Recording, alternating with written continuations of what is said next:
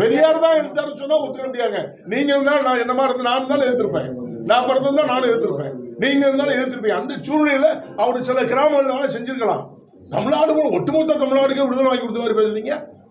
ஈரோட்ல ஒரு பகுதியில் பண்ணியிருப்பாரு, உடனே தமிழ்நாடுக்கே அவர் தான் சீர்திருத்தவாதின்னு பேசுறீங்க. தப்பா இல்லையா? தொடக்க புள்ளி இல்லைங்க. அடிக்கடிக்க மனது அம்மி நகரம், மனிதனை அடிக்கடிக்க எந்திரிச்சிருவான். இன்னைக்கு அந்த சூழ்நிலை தான் இருக்கு. திருப்பி அடிக்கிற காலம் வந்துச்சுல்ல. அடிபட்டால ஒரு காலத்துல, அடிப்பா இருந்தாலும் ஒரு காலத்துல, இப்ப திருப்பி அடிக்கிறான்ல, திருப்பி வெட்டுறான்ல, அந்த காலம் மாறுதா இல்லையா? அது பெரியார் பிறந்தவனால தான் மாறுதா? இல்லையே, அவனா உருவாக்கப்பட்டதுதான். எழுச்சி என்பது மனிதனால் மக்களால் உருவாக்கப்பட்டது. அதை முதல்ல புரிஞ்சுக்கங்க. இன்னொருத்தர் கொண்டு வாயில ஊட்ட முடியாது. எழுச்சி என்பது தானா வரணும், அதுதான் எழுச்சி. இன்னொருத்தர் சொல்லி ஊட்டுவது அல்ல. மக்களால் இன்னைக்கு தாழ்த்தப்பட்ட சமுதாயத்தை பத்தி இன்னைக்கு எங்கேயுமே பேச முடியுதா? ஒரு சில பகுதியில் தீண்டாமை இன்னும் இப்ப இருக்குதே. போய் பாருங்க, ராம்நாத் டிஸ்ட்ரிக்ட் ஒரு சின்ன கிராமங்கள்ல 2-3 கிராமங்கள் இருக்கு, சிவகங்கையில் இருக்கு, திருவாரூர்ல இருக்கு. எங்க இல்லைன்னு சொல்றீங்க? அப்ப அந்த கிராமத்துல பெரியார் வந்து நாட்டு வழியில் போய் பெரியார் பாரம்பரிய வாரிசுகள் நிறைய நீ அலைதான் உள்ள அவங்கள போச்சு சொல்றேன். ஒரு பேர் போக மாட்டான். பேசுறாங்களா பெரியாரை பத்தி பேசுறாங்கல்ல, அந்த வாரிசுகள் நிறைய அலைதாமல. நாங்கெல்லாம் பெரியார் வாரிசுன்னு சொல்றாங்கல்ல, அவங்க போய் அந்த கிராமங்களை காப்பாற்ற சொல்லுங்க பாப்போம்.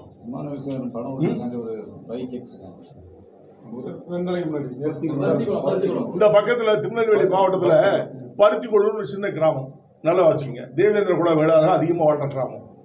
பைக்கில் இமானுவேல் சேகருடைய படத்தை ஓட்டுனதுக்காக நெருப்பு வச்சிருக்காங்க. தீண்டாமை இல்லைன்னு நீங்க இப்ப 2 நாளைக்கு முன்னாடி நான் சொல்றேன். இது என்ன அர்த்தம்? பைக்கில் ஓட்டிருக்கான், அவன் வீட்டில் படுத்திருக்கான், போய் 2 பேர் தீ வச்சு கொடுத்துறான் பைக்க.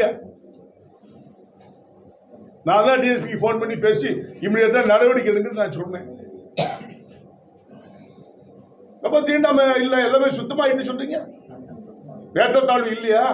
டிபார்ட்மெண்ட்ல இல்லையா? சாதி பார்த்து வேலை செய்ய அதிகாரி எத்தனை பேர் இருக்கு அவங்களுக்கு தெரியாதா? எல்லா டிபார்ட்மெண்ட்லயும் இருக்குது. மக்களுடைய எண்ணம் அதான், இருக்கக்கூடாது. நீங்க சொல்ற ஒட்டுமொத்த மக்களுடைய நல தீண்டாமை இருக்கக்கூடாதுன்னு தான். எழுச்சி எப்படி வருது? தீண்டாமை இருக்க போய் தானே வருது. இதுக்கு போய் பெரியார் என்ன பண்ணாரு? வந்து அந்த சூழ்நிலை அவருக்கு ஒரு சில கிராமங்களில் பண்ணிருக்கலாம். இல்லைன்னு சொல்ல, அது நானே பல கிராமங்கள் பண்ணிருக்கேன். நான் பெரியார் சொல்ல முடியுமா? சொல்லுங்க. சரின்னு தான் சொல்றேன். அவர் பேச சரின்னு சொல்றேன், தப்பு இல்லை. ஆளுநருக்கு தமிழக அரசு மட்டும் போல ஆகிட்டே இருக்கு. ஆளுநரா பார்த்துருக்கீங்க, பேசியிருப்பீங்க. அதாவது ஆளுநர் என்பது வந்து சுதந்திரம் வாங்கின காலத்திலிருந்து நிர்ணயிக்கப்பட்ட ஒன்று. சரிதான். ஆளுநருக்கு பல சட்டத்திட்டங்கள்லாம் இருக்கு, நல்ல புரியுங்க. அவருடைய சட்டத்திட்டத்துக்கு உட்பட்டு நடக்கிறாங்க. இவங்க நாங்க சொல்றத நீங்க கேட்கணும், மாநில அரசு சொல்லுது. இதுதான் கான்ட்ரவர்சி. 2 பேரும் அனுசரிச்சு போனா அந்த பிரச்சனை வராது. மரபு மாத்துறது யாரு? மாநில அரசா, கவர்னரா? கொஞ்சம் யோசிச்சு சொல்லுங்க. நீங்களே மாநில அரசு தான் நான் சொல்றேன். மக்களால் தேர்ந்தெடுக்கப்பட்ட அரசு வந்து நான் சொல்றது பணத்தால் தேர்ந்தெடுக்கப்பட்ட அரசுன்னு சொல்லுங்க. மக்களால் சொல்லாங்க. இப்ப அசிங்கமா இருக்கு. அதுக்கு மக்களால் தேர்ந்தெடுக்கப்பட்ட அரசுனா இன்னைக்கு தனிச்சையா ஓட்டு போடுவாங்க. யாருங்க ஓட்டு போடுறா? வேகத்தில் சொல்ல உண்மையை சொல்றாங்கன்னா, எந்த அதுக்கு ஒரு சட்டம் போட்டாலும் பரவாயில்ல, பணம் கொடுத்தா எல்லாத்தையும் பிடிச்சி உள்ள போடணும்னு சொல்லுங்க. அப்படியே மக்கள் வாங்காம இருக்கட்டும். எதிர்பார்க்கக்கூடிய சூழ்நிலையை இனாமா கொடுத்து நீங்க எதிர்பார்க்க வச்சு அவங்கள முட்டாளாக்குறீங்க. அதனாலதான் மக்கள் ஓட்டு போடுறாங்க. ஏத்துக்கிட்டாலும் அந்த அரசு தான் இப்ப இருக்குது. அப்படி இருக்கும்போது மக்களால் தேர்ந்தெடுக்கப்பட்ட அரசு ஒரு ஆட்சிகள் மாற்றங்கள் ஏற்படும். அப் அண்ட் டவுன் வந்துட்டு தான் இருக்கு. நம்ம பார்த்தோம் இல்ல, மக்களால் தேர்ந்தெடுக்கப்பட்ட அரசுன்னு சொல்றதுனாலேயே இருக்கட்டும், அவங்க மக்களால் தேர்ந்தெடுக்கப்பட்ட அரசு நிறைவேற்றக்கூடிய சட்டத்தை ஏத்துக்கிறதுல ஆளுநருக்கு என்ன பிரச்சனை இருக்கு? அவங்களுக்கு பல சட்ட சிக்கல்கள் இருக்கலாம். அதை ஆராய்ச்சி பார்த்தா தான் சொல்ல முடியும். நமக்கு சொல்ல முடியாது இல்லையா? மக்களினுடைய வளர்ச்சிக்காக அல்லது இந்த மாநிலத்தினுடைய வளர்ச்சிக்காக எப்படி 100% 60% 40% கமிஷன் எடுத்துட்டு 60% வருது, அது நியாயமா? அதே ஒரு வேந்தர் போட்டீங்கன்னா 3 கோடி 4 கோடி வாங்கிட்டு நீங்க போடுவீங்க, வீசி போடுவீங்க, அது நியாயமா? ஸ்டேட் கவர்மெண்ட் அதெல்லாம் பண்ணிச்சு. அதெல்லாம் இறுக்கி பிடிச்சிட்டாருல, பண்ணக்கூடாதுன்னு. ஒரு வேந்தருக்கு 3 கோடி 4 கோடி 6 கோடி யாரு? ஸ்டேட் கவர்மெண்ட் போஸ்டிங் போட்டுச்சுன்னா அவர் கண்ட்ரோல் வருது. இப்ப அவங்களால பண்ண முடியல, கொள்ளடிக்க முடியல. இதான் உண்மை. இல்லைன்னு சொல்லுங்க. அதான் இறுக்கி பிடிக்காத அவனை ஒளியங்கிறீங்க. இதுதான் நியாயம். மக்களுக்கு நல்லது செஞ்சா நீங்க எப்படி ஏத்துக்கிறீங்க? கவர்னரை குற்றம் சாட்டுறதுக்கு ஒரு வரமுறை வேணும்ல. சரி, ஒரு சட்டமன்றத்துடைய மரபு வந்து ஒரு ஆரம்பிக்கும் போது, சட்டமன்றம் ஆரம்பிக்கும் போது நம்மளுடைய கவர்னர் வந்து பேச போகணும். அவங்க எழுதி கொடுத்ததான் நீ பேசணும்னு சொல்லி சட்டத்தில் இருக்கான்.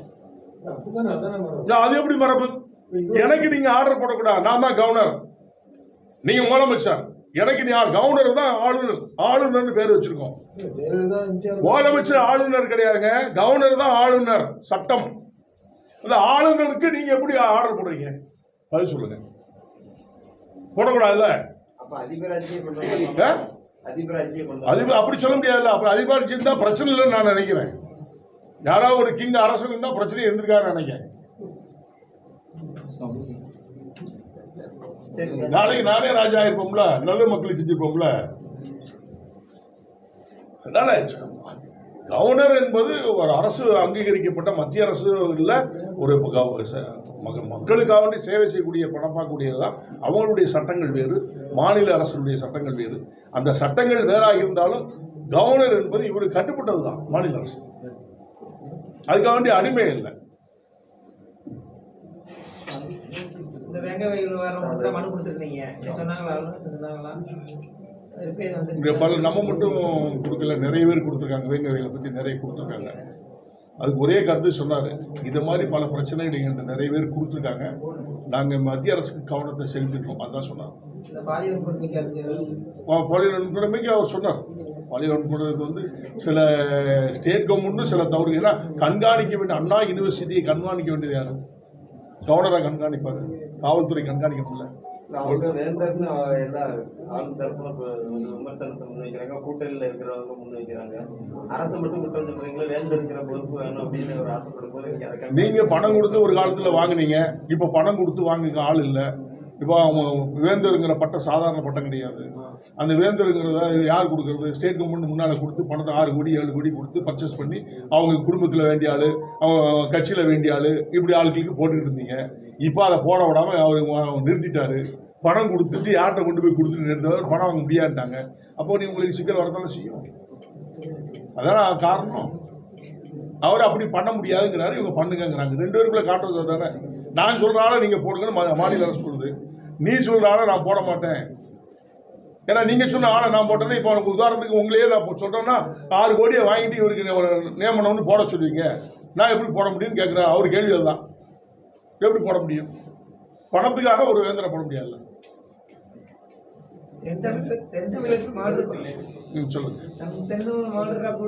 மனுகளை அதிகரிச்சிருக்க மாதிரி கொடுத்துருக்கீங்க மனுவை. பட் இப்போ டிஐஜி பிரஸ் மீட்ல கூட குறைஞ்சிருக்கு. சவுத் ரேஞ்சில் வந்து வடுகொலையில் குறைஞ்சிருக்கு. ஜாதி ரீதியான கொலைகள் வந்து திருநெல்வேலி புறநகர் பகுதியில் நடக்கவே இல்லை என்றாலும் சொல்லி கொடுத்துருக்காங்க பிரச்சனை. அது எப்படி பாருங்க? நானே நான் பல மீட்டிங் ப்ரெஸ்ல நான் ஜாதி ரீதியான கொலை இல்லைன்னு தான் சொல்றேன்.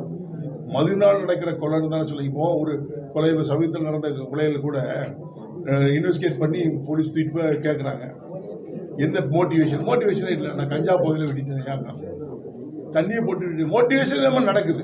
இதுதான் உண்மை. அதை தான் நாங்களும் சொல்றோம். சாதி ரீதியானது இல்லை.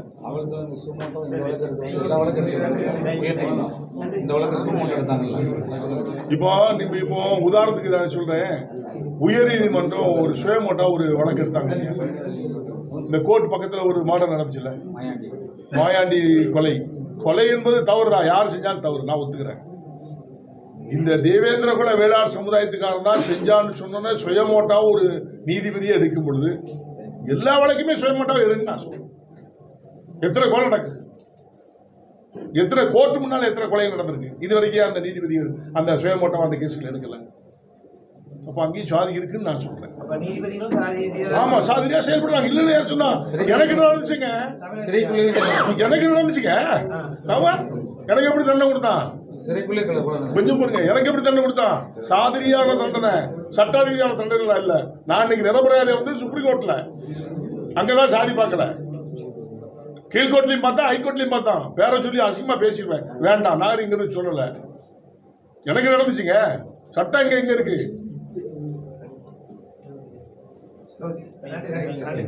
நன்றி.